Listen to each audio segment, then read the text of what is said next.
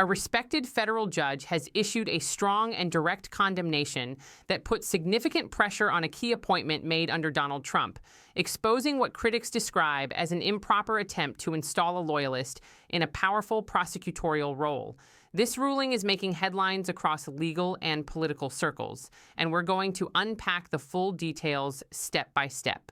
Hello, everyone. I'm Poppy. Welcome back to Poppy Report.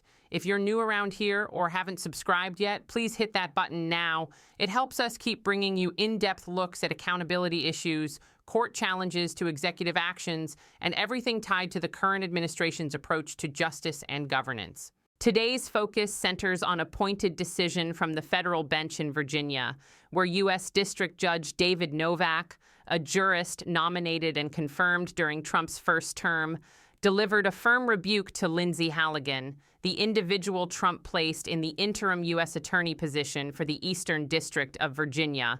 Novak's order leaves little room for interpretation, demanding an immediate end to what he called an ongoing pretense. The judge explicitly directed Halligan to stop identifying herself as the United States attorney in his courtroom in any filings or in official capacities tied to his proceedings. He labeled her persistent use of the title a clear charade that runs counter to established court orders, declaring the appointment invalid from the start.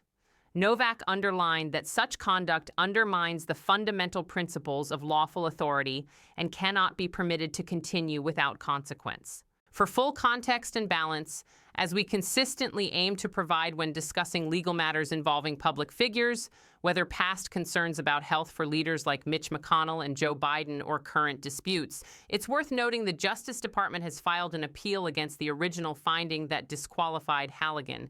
No stay was requested or granted, meaning the disqualification stood in effect throughout.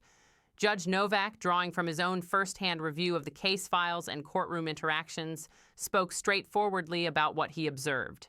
He highlighted how Halligan's earlier filings and arguments crossed into territory more fitting for partisan media debates than the measured tone expected in federal litigation, especially from representatives of the Department of Justice. The judge observed that this approach, backed at high levels within the administration, still failed to meet the professional standards required before the court. Going further, Novak took concrete steps. He ordered the removal of the United States Attorney designation from signature lines in submitted documents and issued a clear warning.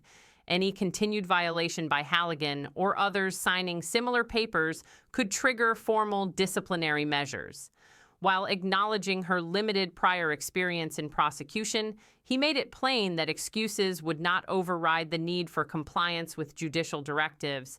This development built on actions from the district's chief judge, who separately posted the U.S. attorney position as open and began accepting applications for a proper interim replacement, effectively signaling the end of Halligan's claimed tenure.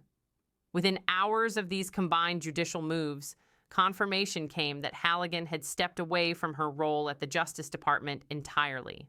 To recap the background fairly, Halligan, previously an attorney focused on areas outside criminal prosecution, received the interim appointment directly from the administration last fall.